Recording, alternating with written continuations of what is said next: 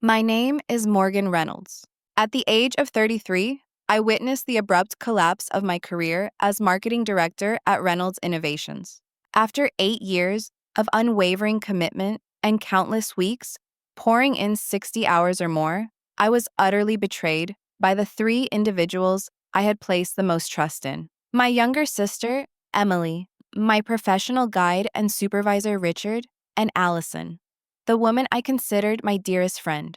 They masterminded my utterly humiliating dismissal, offering cold smiles as security officers escorted me from the premises. What they were oblivious to was that I secretly held a controlling interest, 67%, of the very company they were employed by.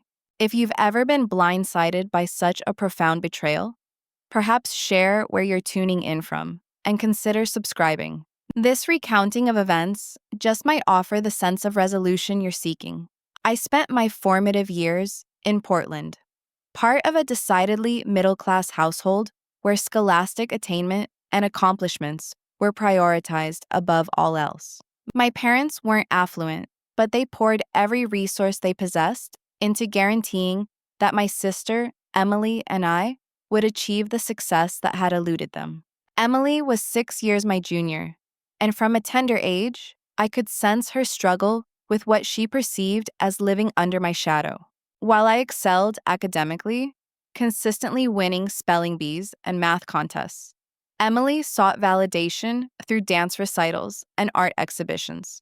Our parents attended these dutifully, but never seemed to quite grasp how to offer fitting praise. They would pose questions like, "Why can't you concentrate on practical subjects like your sister does?" Unintentionally, they sowed the seeds of resentment that would germinate silently over the span of decades. My academic achievements persisted throughout high school and into university, where I secured a full scholarship to the business school while juggling part-time work to manage living costs. This scholarship paved the way for prestigious internships that further embellished my resume, inadvertently widening the perceived chasm between Emily and myself. While my parents celebrated my accomplishments, my grandfather, Robert, emerged as my true mentor. Unlike my achievement-focused parents, Grandpa Robert educated me on the nuanced principles of business strategy, ethical conduct, and leadership. Most significantly, he imparted the profound strength of patient investing. "Money can acquire power, Morgan," he would counsel me during our Sunday chess matches. "But it is integrity that determines whether that power serves to construct or to demolish." What I failed to grasp then was that Grandpa Robert wasn't merely sharing wisdom, he was grooming his successor. When he passed away 5 years prior, I was astonished to discover he had bequeathed to me not only his considerable wealth, but also the majority shares in Reynolds Innovations, a moderately sized marketing technology firm he had discreetly invested in over previous decades.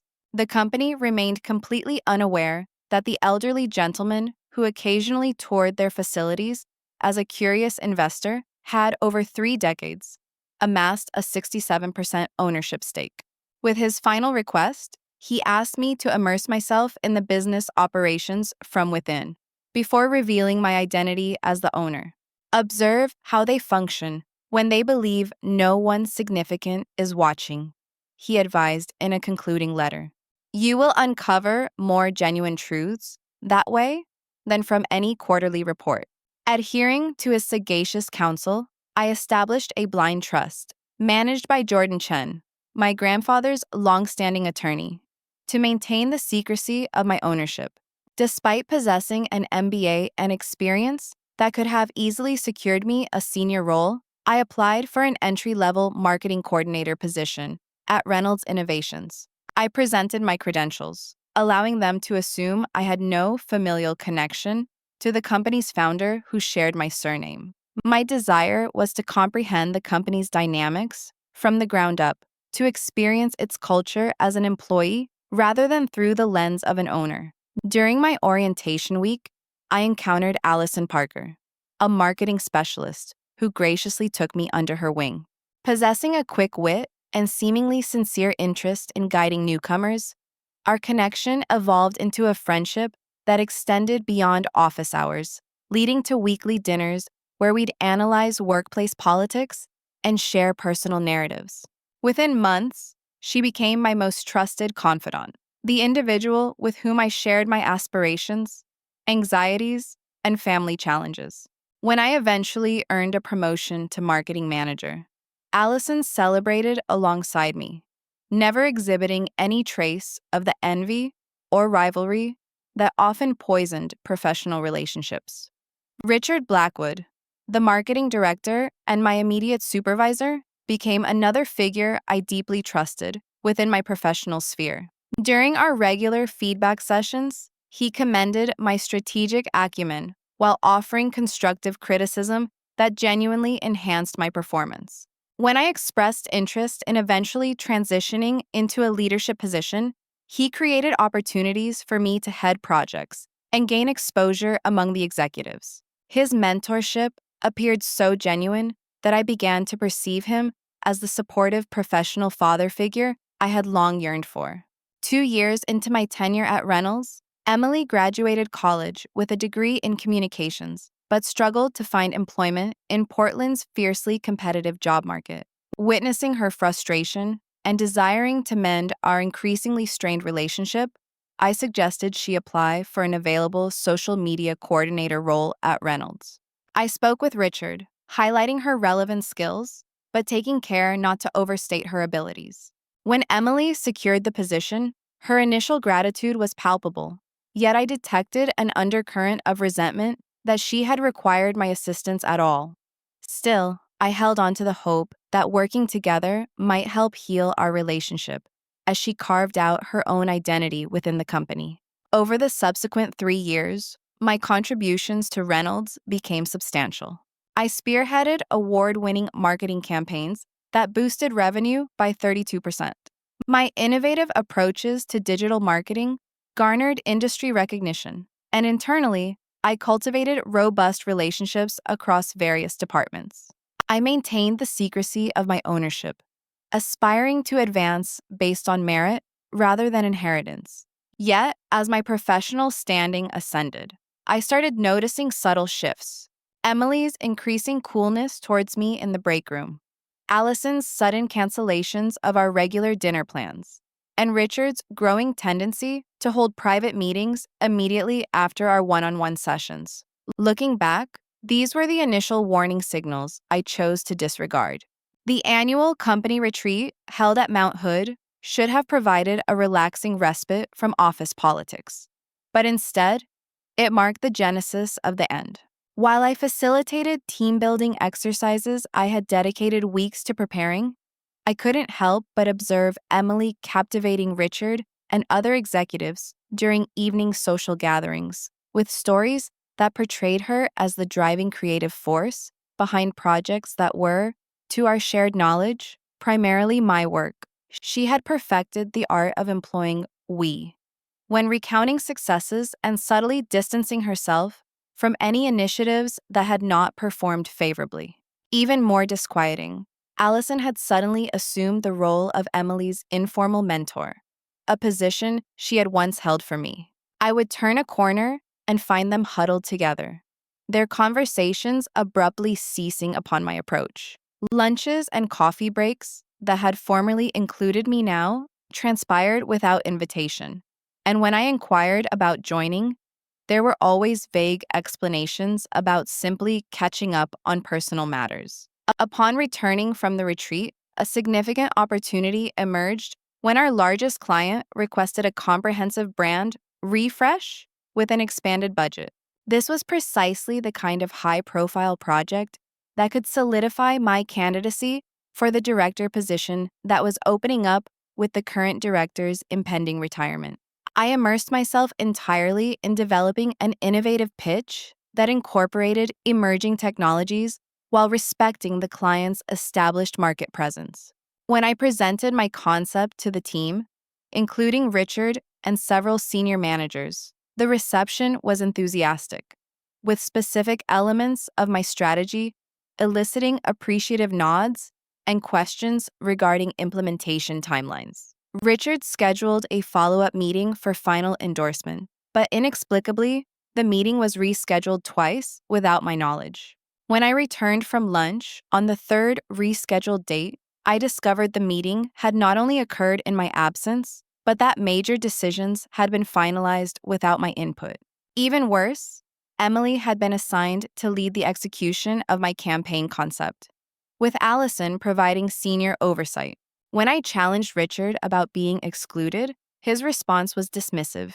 He claimed they needed to act swiftly and that I wasn't at my desk, stating that Emily had stepped up with some excellent refinements to my original concept. Despite the blatant slight, I attempted to lend support to the project, offering Emily assistance based on my more profound understanding of the strategy. Her response cut deeply. She asserted that she had the situation handled and suggested I might focus on my own projects instead of attempting to micromanage hers. This interaction marked a distinct shift in the office dynamics. Colleagues who had previously sought my input began directing their questions instead to Emily or Allison. I found myself excluded from email threads concerning campaigns I had initiated, and invitations to meetings became increasingly infrequent. My mounting anxiety prompted me to examine company records after business hours. I uncovered altered meeting minutes that minimized or entirely omitted my contributions from the official documentation. When I confronted Allison regarding these changes, her response was a masterclass in gaslighting. She questioned if I was certain I was remembering correctly, remarking that I had seemed pretty stressed lately, and perhaps was confusing what I had suggested with what had actually been decided. One evening, working late to catch up on the projects that still fell under my responsibility, I overheard Richard speaking to board members in the conference room through the partially ajar door. I heard him commending Emily's fresh perspective and natural leadership qualities, while subtly implying that my recent work displayed signs of creative stagnation and resistance to collaboration. My suspicions deepened when I unexpectedly encountered Richard, Allison, and Emily at a coffee shop located 20 miles from our usual neighborhoods on a Sunday morning. They clearly hadn't anticipated seeing me there, and their explanation about having happened to run into each other felt utterly unconvincing, given the distance from our regular haunts. As my isolation intensified, physical symptoms of stress began to manifest. Insomnia kept me staring at the ceiling until 4 in the morning. Anxiety attacks struck in bathroom stalls between meetings, and a growing sense of self-doubt led me to question whether I was simply imagining the conspiracy forming around me. My annual performance review with Richard, previously a source of affirmation and constructive feedback, suddenly featured criticism concerning my difficulty adapting to team dynamics and resistance to mentoring junior staff, despite no prior mentions of such issues. When the HR department requested unusual documentation detailing all my projects from the past year, with meticulous breakdowns of my specific contributions versus team input, the timing felt highly suspicious rather than routine. Concerned that my position was being systematically undermined, I contacted Jordan to convey my growing unease. His advice was measured but reassuring. He urged me to document everything, forwarding relevant emails to my personal account and maintaining meticulous notes of all conversations. He stated that if they were constructing a case against me, we needed to be fully prepared, but he reminded me that I possessed options they were unaware of. I opted not to disclose my ownership at that juncture, holding on to the hope that the situation might resolve naturally and wanting to believe I might be overreacting to typical workplace competition. The quarterly results meeting became the platform for the most blatant betrayal yet. As department heads convened in the main conference room, I watched in disbelief as Emily stepped up to the podium to present the marketing strategy for our forthcoming product launch. Slide by slide, she unveiled what was, in essence, my strategy, a concept I had developed over months of intensive market research and competitive analysis. with only superficial alterations to the color palette and terminology. The work I had confided in Richard during our mentorship sessions was now being presented as Emily's original creation.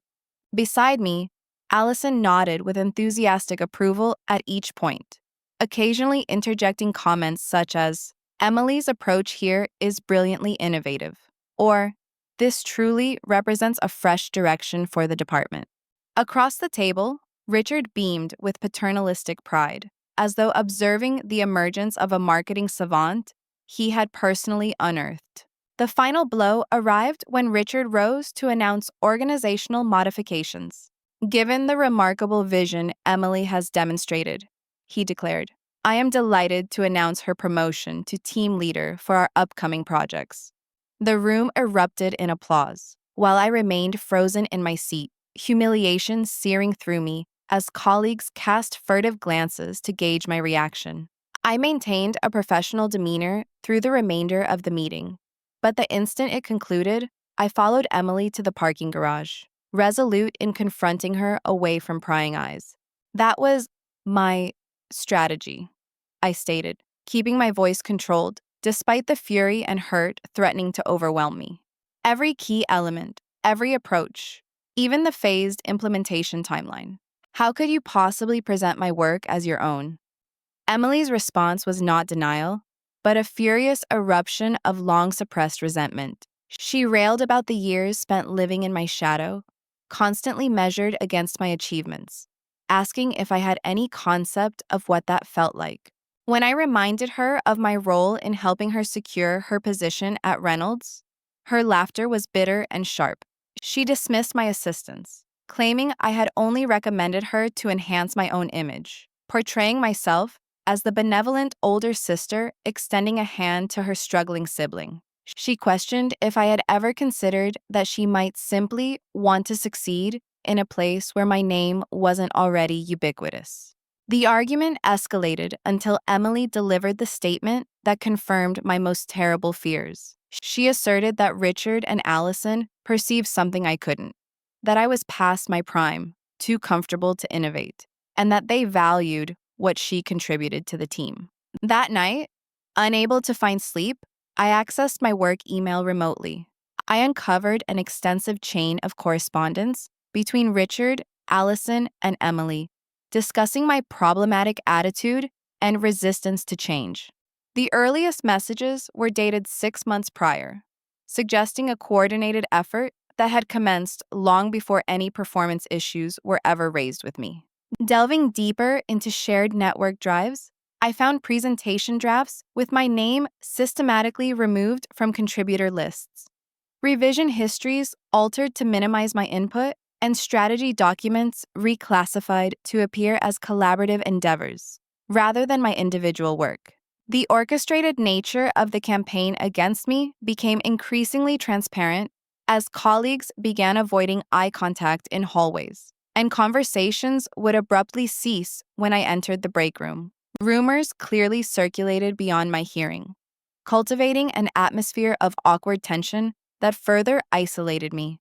The situation escalated when HR summoned me regarding an anonymous complaint about my hostile behavior towards Emily and attempts to undermine team cohesion. The interview felt less like an investigation and more like an indictment, with leading questions clearly designed to extract responses that would conform to a predetermined narrative about my supposedly deteriorating performance and interpersonal skills. The interviewer's questions revealed the extent of their machinations. They cited several witnesses who had noted my visible displeasure when Emily received recognition, asking how I would characterize my reaction to her recent promotion. They mentioned understanding there had been a confrontation in the parking garage, where I had accused Emily of stealing my ideas, inviting me to explain the incident. Each question was framed in a way that made any attempt at defense sound like denial or evasion.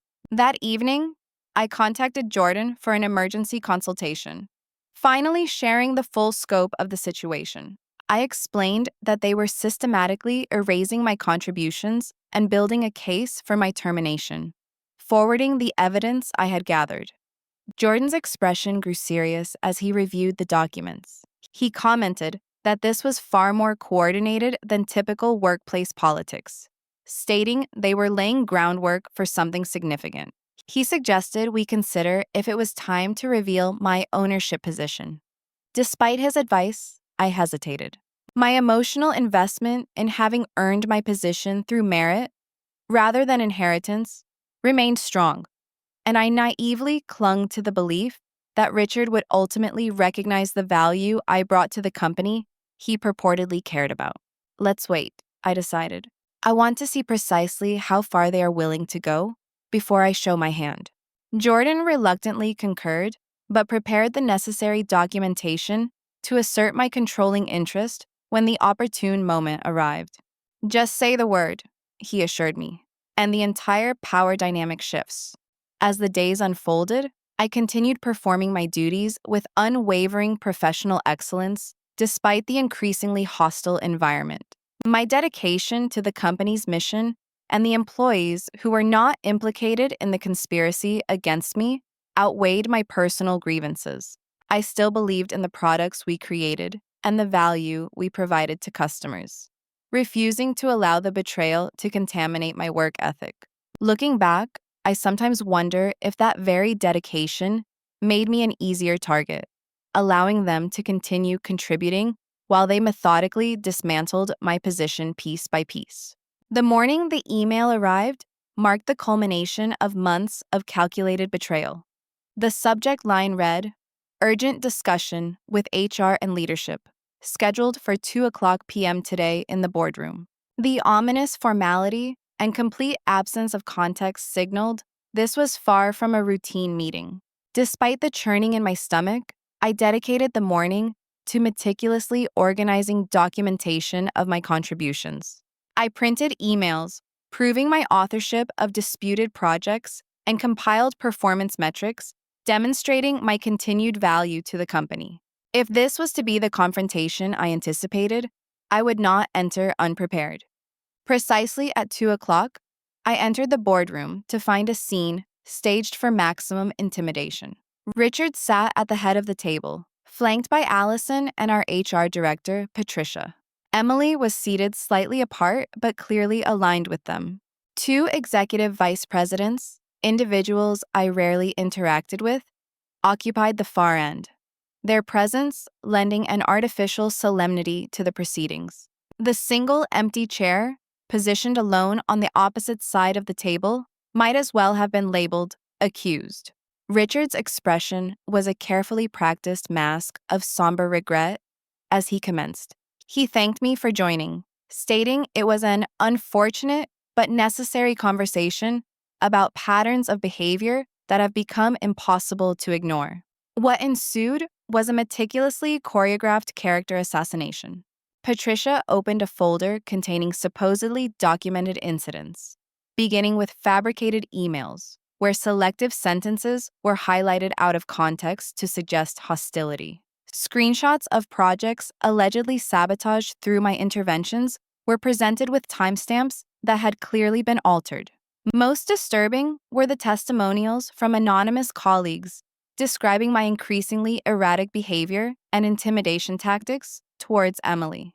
Allison's performance was particularly convincing, her voice seemingly cracking with emotion as she portrayed how difficult this was for her as my friend. She claimed that over recent months, she had observed alarming changes in my professional conduct, stating I had become territorial about projects, dismissive of collaborative input, and increasingly resentful of Emily's contributions. She alleged that as my friend, she had attempted to address these concerns privately, but the situation had only worsened. Emily completed the triumvirate of betrayal with a tearful account of feeling targeted and sabotaged by my supposed jealousy. She claimed she had tried so hard to maintain our relationship, both as sisters and colleagues, but that I seemed unable to accept her growing role in the company.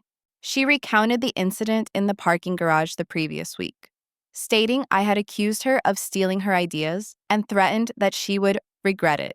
Each time I attempted to defend myself or present my own documentation, Richard smoothly interrupted, stating they would get to my perspective in a moment, or asking to complete the overview before addressing specific points. My evidence was dismissed as irrelevant to the established pattern or having been prepared after the fact to construct an alternative narrative.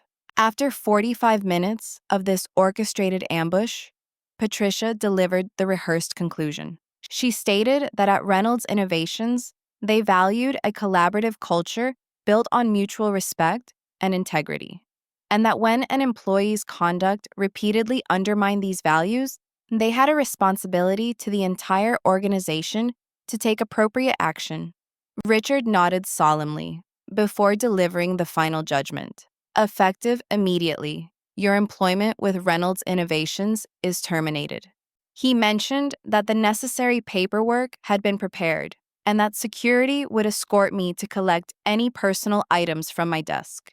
As if on cue, a security guard materialized in the doorway, holding a cardboard box containing items haphazardly swept from my desk drawer. My family photo lay face down, the frame cracked from careless handling. My carefully prepared evidence remained untouched on the table, as I had been effectively prevented from presenting my defense. The choreographed nature of the situation became even more evident as we exited the boardroom to find the normally bustling marketing department suspiciously quiet, as if everyone had been warned to remain at their desks for this precise moment. Eyes followed my progress through the open office area. Some colleagues looked away in embarrassment, while others watched with undisguised curiosity. As we passed her desk, Allison leaned close to whisper, "This is just business, Morgan. You should have played the game better." Emily kept her gaze averted, but I caught the momentary smirk that flickered across her face when she believed no one was observing. The security guard, clearly uncomfortable with his assignment, offered a quiet apology as we waited for the elevator, muttering, "Just doing my job. Nothing personal." The box in my arms contained 8 years of professional life, reduced to a few mementos: a coffee mug from our product launch in Austin, a congratulatory card signed by the team after we won an industry award, and the shattered picture frame that had once displayed my proudest moment at the company. The walk through the lobby felt interminable, former colleagues staring or deliberately avoiding eye contact as the ultimate workplace humiliation unfolded. Through the glass doors, I caught a glimpse of Richard already engaged in animated conversation with Allison and Emily, their feigned concern from moments ago replaced with satisfied smiles.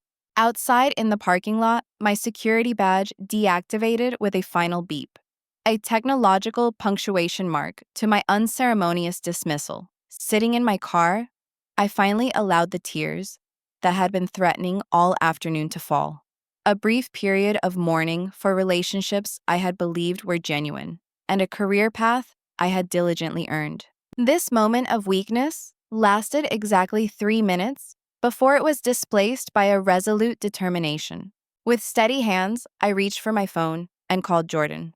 "It's time," I said without preamble. "I want to show Richard, Allison, and my sister exactly who truly owns Reynolds Innovations." The initial days, following my termination, unfolded in a haze of conflicting emotions. My apartment mirrored my mental state. Takeout containers piled beside my laptop, unwashed coffee mugs accumulating on the coffee table, and blinds perpetually drawn against the spring sunshine that seemed to mock my plight. I cycled through grief, rage, and betrayal in an endless loop, replaying the boardroom ambush and analyzing every interaction leading up to it for clues I should have recognized sooner. Sleep came in fractured bursts, interrupted by dreams where I was perpetually walking down the office corridor while colleagues turned away one by one. Jordan visited on the 3rd day, arriving with a portfolio of company documents and a concerned expression that suggested I appeared worse than I realized. "You need to shower, Morgan," he stated bluntly, opening windows to dispel the stale air. "Revenge is a business best conducted with a clear head. As I made myself presentable, Jordan spread financial records across my dining table, highlighting discrepancies that had escaped my attention during my employment. Richard, it appeared, had been planning to divest the company's research division, which internal metrics portrayed as underperforming.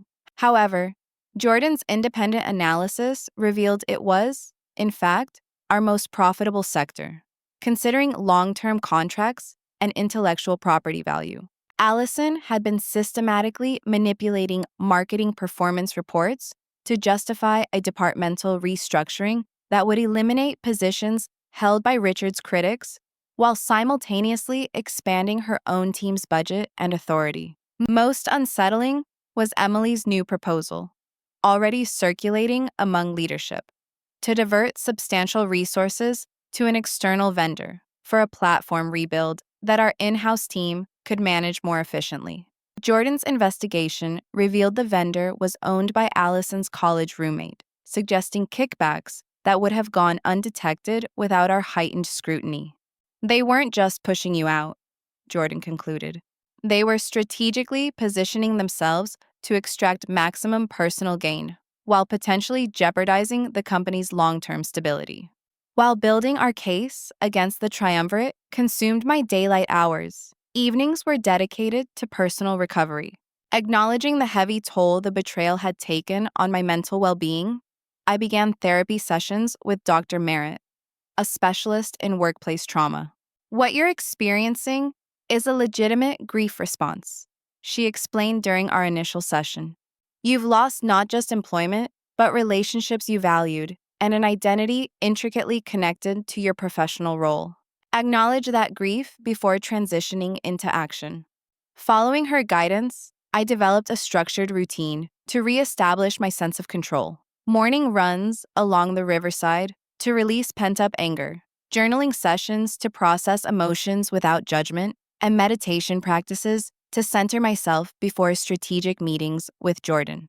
The isolation that initially felt crushing gradually transformed into selective solitude as I discerned which relationships truly warranted my continued investment. Zoe Crawford, my college roommate who had relocated to Seattle years earlier, became my lifeline during this period. Unlike workplace friendships, complicated by professional dynamics, our connection was free of ulterior motives. During a weekend visit, I finally shared the complete story, including the secret ownership I had never even revealed to her. "Holy Morgan," she breathed, her wine glass frozen halfway to her lips. "You're basically Bruce Wayne." Her straightforward perspective cut through my emotional confusion. She observed that they had betrayed me because they had underestimated me, assuming my power derived solely from my position, failing to recognize the inherent strength that existed independent of any title. "Now," she stated, "you get to show them who you really are." Zoe's unwavering support and external viewpoint helped sharpen my focus beyond the immediate desire for retribution. "The best revenge isn't destroying them," she pointed out. "It's building something superior to what they could ever imagine, while simultaneously ensuring they face consequences for their actions." Her words resonated with my grandfather's teachings concerning responsible leadership, redirecting my focus from personal vindication to corporate responsibility. The company employed over 200 people whose livelihoods depended on its continued prosperity, irrespective of the leadership failures at the top. Working alongside Jordan and financial advisor Tamara Kingsley, I devised a comprehensive improvement plan centered on fostering innovation and prioritizing employee well-being, rather than the cost-cutting measures Richard had increasingly favored. Our audit revealed that his leadership style had fostered a culture of fear that stifled creativity, while rewarding those who aligned with his personal agenda, rather than those who produced exceptional results. "Companies reflect their leadership," Tamara noted during one planning session. "The cultural problems originated at the top and permeated downwards. Replacing figureheads without addressing the underlying issues would merely perpetuate the cycle with different individuals."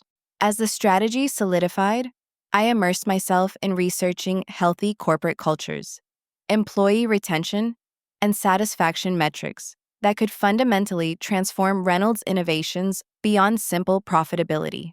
Each evening, I meticulously practiced delivering the key points of our upcoming presentation, anticipating potential objections and preparing responses that would redirect the focus to the company's welfare rather than personal grievances. The night preceding the scheduled board meeting, I visited my favorite boutique to select the perfect attire for the confrontation, something that conveyed authority without appearing aggressive.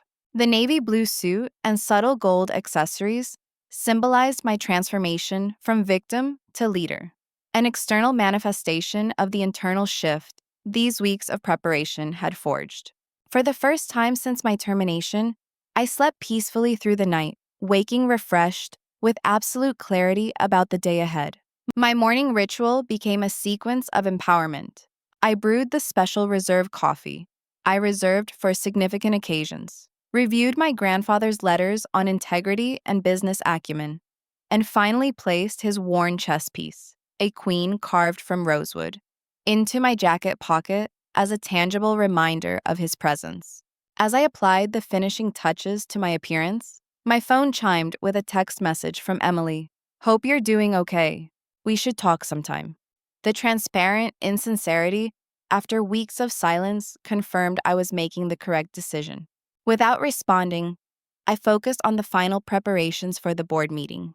Jordan arrived precisely at 8:30, accompanied by two associates, carrying leather portfolios containing our meticulously prepared documentation. He confirmed that the board members had been notified of an emergency session, telling them it concerned quarterly projections requiring immediate attention, ensuring all key players would be present.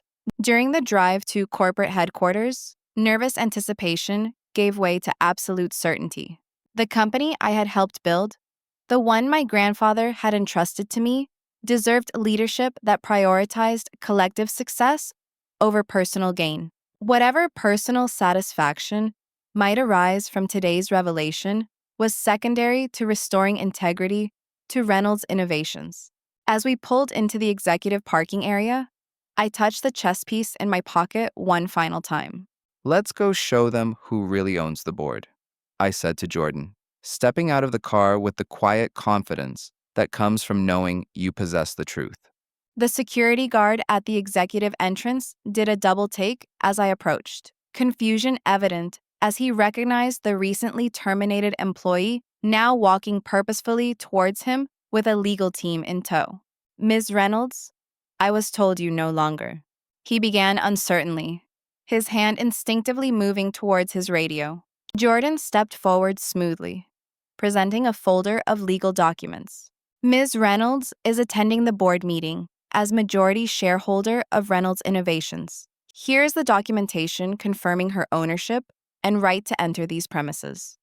The guard's expression transitioned from confusion to shock as he verified the paperwork, then wordlessly stepped aside with an apologetic nod. The executive floor receptionist nearly dropped her phone upon recognizing me, immediately placing an urgent call that I presumed was to Richard's office. "They're already in the boardroom," she stammered, "but I don't think, that is, I wasn't informed." Jordan placed a reassuring hand on her desk. "No need to announce us. This is a scheduled appearance." The boardroom doors were closed, but through the frosted glass, I could discern silhouettes gathered around the table. Taking a deep breath, I savored the final moment before everything would irrevocably change, then pushed the doors open with deliberate calm. Inside, the scene was precisely as Jordan's intelligence had predicted. Richard stood at the presentation screen, displaying graphs of the proposed restructuring. Board members were arranged around the mahogany table with varying expressions of engagement. Allison was taking notes with the satisfied air of someone whose plans were unfolding perfectly. Emily was seated near the leadership section, nervously fidgeting with her pen as she attempted to project a confidence she clearly lacked. Conversations halted mid-sentence as heads turned toward our unexpected entrance. Richard recovered first, his expression shifting from surprise to controlled irritation.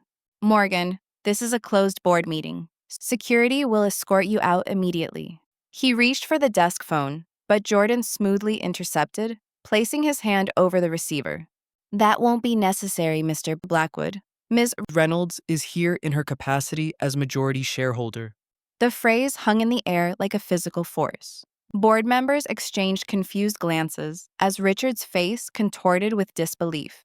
What ridiculous claim is this? He blustered. If this is some desperate attempt to disrupt company business after your termination. Jordan methodically distributed folders to each board member. These documents confirm that Morgan Reynolds holds 67% of Reynolds Innovations through a blind trust established by her grandfather, Robert Reynolds, the original angel investor in this company. She has chosen to reveal her position today in light of concerning business practices that threaten the company's stability. The color drained from Richard's face as he frantically leafed through the documentation, searching for any loophole or misrepresentation. Finding none, he attempted to regain control of the rapidly deteriorating situation. This meeting is adjourned until legal can verify these claims, he declared. Everyone, please exit while we sort through this misunderstanding. Board Chair Sandra Mitchell, a steel-haired veteran of corporate governance who had remained silent until now, firmly closed her folder. I believe we should hear Miss Reynolds out, Richard. These documents appear entirely legitimate, and if she indeed holds controlling interest, this discussion falls precisely within her purview. Richard's expression hardened as he realized his authority was dissolving. This is a vindictive stunt, following a justified termination for performance issues, he retorted. Ms. Reynolds has demonstrated exactly the unstable behavior pattern that necessitated her removal. Rather than engaging with his accusations, I moved calmly to the presenter's position, connecting my laptop to the display system. I appreciate your concern for the company, Richard, I said professionally. Let's examine the performance issues in detail, shall we? The screen changed, displaying the first of our meticulously prepared slides, a financial analysis comparing reported marketing performance metrics with actual results extracted from raw data. These discrepancies between reported figures and actual performance warrant explanation, I continued, advancing through the evidence without emotional accusations. Similarly concerning are these communication records indicating coordinated efforts to remove key contributors through manufactured performance issues. Email screenshots appeared on screen, including messages between Richard, Allison, and Emily, discussing their strategy to undermine my position through gradual isolation and altered documentation. Allison attempted to intervene, rising with practiced indignation. These are private communications taken out of context. Morgan clearly obtained these improperly after her termination. Jordan smoothly countered, as majority shareholder, Ms. Reynolds has legal right to review any company communications relevant to operational concerns. Furthermore, these were obtained through authorized access, using her ownership credentials, not her former employee access. Board members leaned forward with increasing interest as the presentation continued, revealing the systematic manipulation that had occurred, not just against me, but throughout company operations. When confronted with evidence of the planned division sale that would have stripped valuable intellectual property from the company, Richard's composure finally shattered. The research division is a financial drain, he yelled. Any competent business person would recognize the necessity of cutting our losses. His defense only opened the door to more damning evidence. As I presented the actual profitability figures his reports had obscured, Emily, sensing the rapidly shifting dynamics, attempted to distance herself from the unfolding disaster. I was only following directions, she interjected, her voice quavering. Richard and Allison told me this was standard corporate strategy. I had no idea they were manipulating numbers or targeting Morgan unfairly. Her immediate betrayal of her former allies provoked a savage response from Richard. You are eager enough to take her position, he snarled. Don't pretend innocence now that your ambition has consequences. The boardroom fell silent as his outburst exposed the true character beneath the polished executive facade. Board members, who had previously supported his initiatives, now regarded him with visible concern, re-evaluating past presentations in light of these revelations. Rather than dwelling on personal vindication, I transitioned to the final section of our presentation, a comprehensive business improvement plan addressing the structural and cultural issues that had enabled such manipulation to flourish. Reynolds Innovations possesses extraordinary potential, I stated, hampered by leadership practices that prioritize personal advancement over company welfare. These recommendations will establish transparency safeguards, ethical guidelines, and accountability measures to ensure such situations cannot recur. Sandra Mitchell, after conferring quietly with other board members, called for a vote on immediate leadership changes. In light of today's revelations, she announced, I move that we remove Richard Blackwood from his position effective immediately and appoint Morgan Reynolds as interim CEO while we conduct a thorough investigation into all matters presented today. The vote was unanimous. Richard's former supporters were notably quick to distance themselves from his now toxic presence. As security arrived, this time to escort Richard and Allison from the building, the symmetry with my own humiliating departure was lost on no one present. Emily remained frozen in her seat, tears now genuine as she comprehended the magnitude of her miscalculation. When others had exited, she approached hesitantly. Morgan, I didn't know how far they were going, she whispered. They convinced me you were trying to hold me back professionally, that you resented my success. I never wanted it to go this far. My response was measured, conscious of the remaining board members. We'll discuss your future with the company privately, Emily. This isn't the appropriate setting. The board formally appointed me interim CEO with the authority to implement immediate stabilizing measures, including freezing all pending organizational changes until a proper review could be conducted. My first executive decision was to address all employees honestly about the situation, aiming to prevent rumor and speculation from creating further anxiety. The company-wide meeting that afternoon became an opportunity to establish a new tone, transparency about challenges without singling out individuals for blame, a commitment to meritocracy without favoritism, and recognition of the contributions of those who had been marginalized under previous leadership. Standing at the podium where Richard had once orchestrated my humiliation, I focused on the future rather than dwelling on past grievances. Today marks a reset for our corporate culture, not a revolution, I announced. The excellent work you've all contributed remains invaluable, and the path forward will build on those strengths while addressing structural weaknesses that have hindered our collective potential. Employees exchanged glances of cautious optimism, whispers spreading through the auditorium as the dramatic reversal of fortune registered. By meeting's end, the nervous tension had largely dissipated, replaced by tentative hope, visible in straighter postures and thoughtful questions about upcoming projects. Walking back to the executive offices, which now included mine, I caught fragments of conversation suggesting the company might emerge stronger from this upheaval. Someone noted, finally, someone who actually understands the technical challenges. Another wondered if the creative team would now receive the resources they'd been requesting. A third commented on how I had focused on solutions rather than blame. Each comment affirmed what I had suspected all along. The damage inflicted by Richard's leadership extended far beyond my personal experience, affecting the entire organization in ways that would necessitate time and consistent effort to mend. 3 months elapsed with remarkable speed as Reynolds Innovations underwent its transformation under my stewardship. My grandfather's photograph now occupied a prominent place on my desk in the corner office, his wise gaze a daily reminder of the profound responsibility accompanying ownership. The initial chaos following the leadership change, had given way to encouraging stability, with quarterly results showing improved performance metrics, employee satisfaction scores steadily rising, and a renewed energy permeating hallways that had previously felt constrained by fear and politics.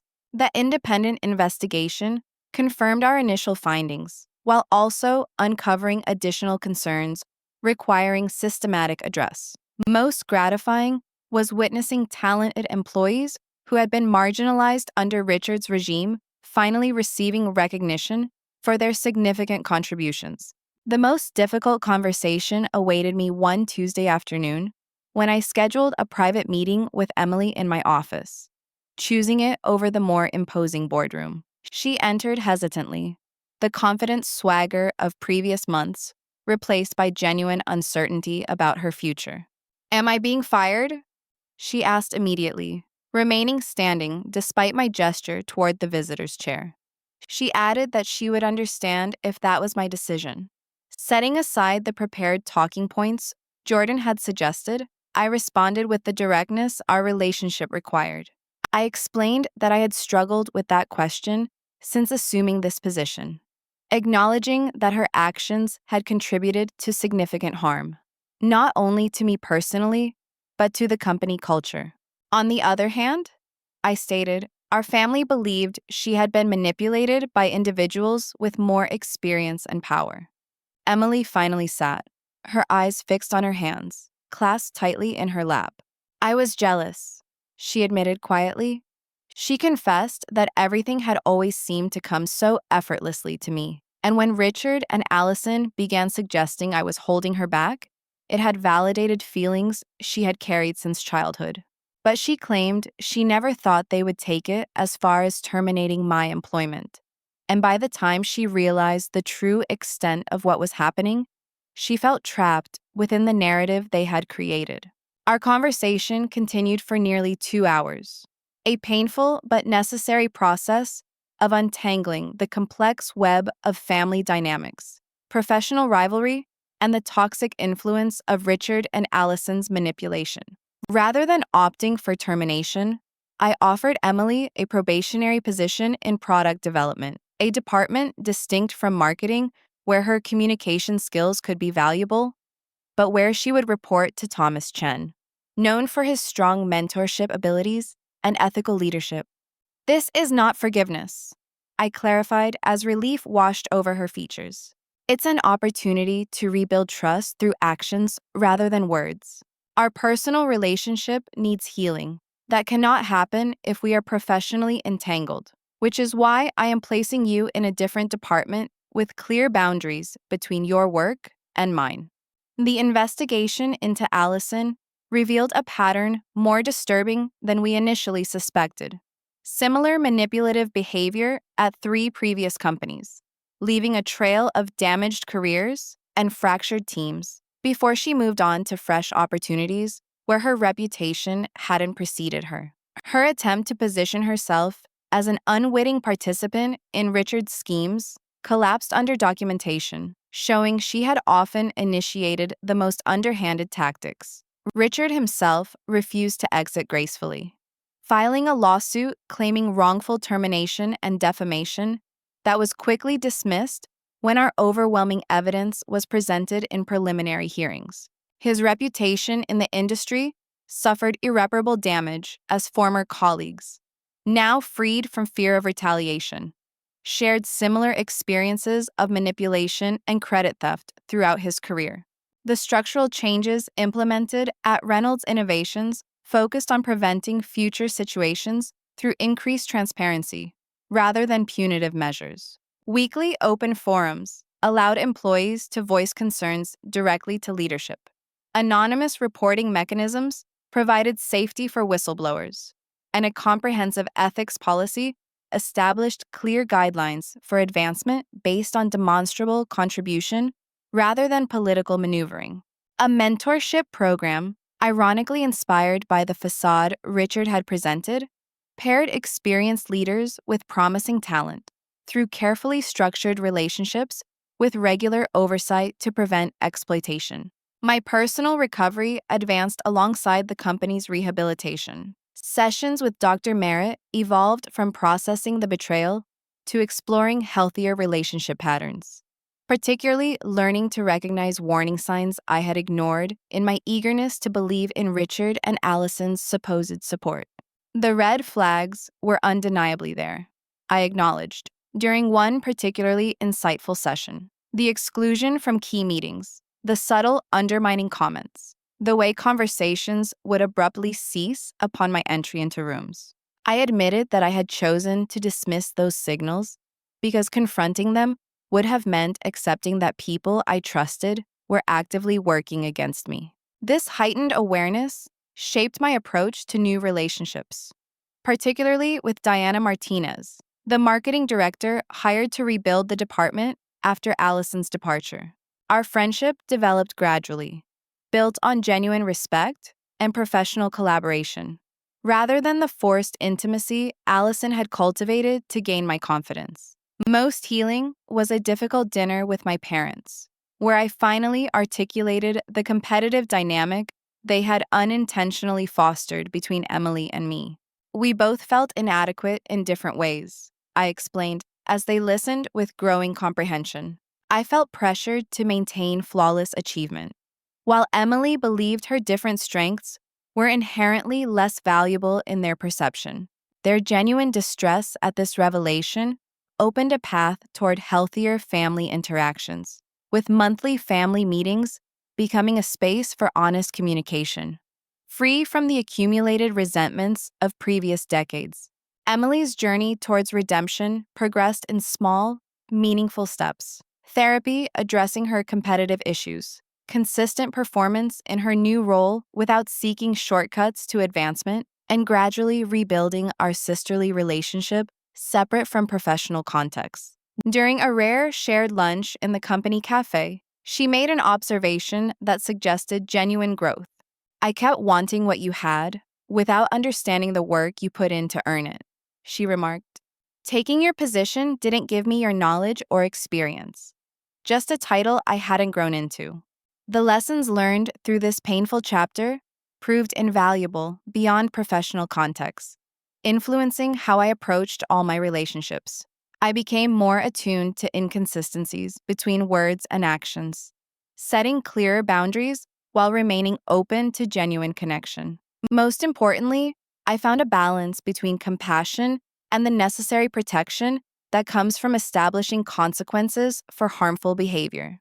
A year after the boardroom confrontation, I visited my grandfather's grave with flowers and a chess set, arranging the pieces on the small table beside his headstone, just as we had done countless Sundays throughout my childhood.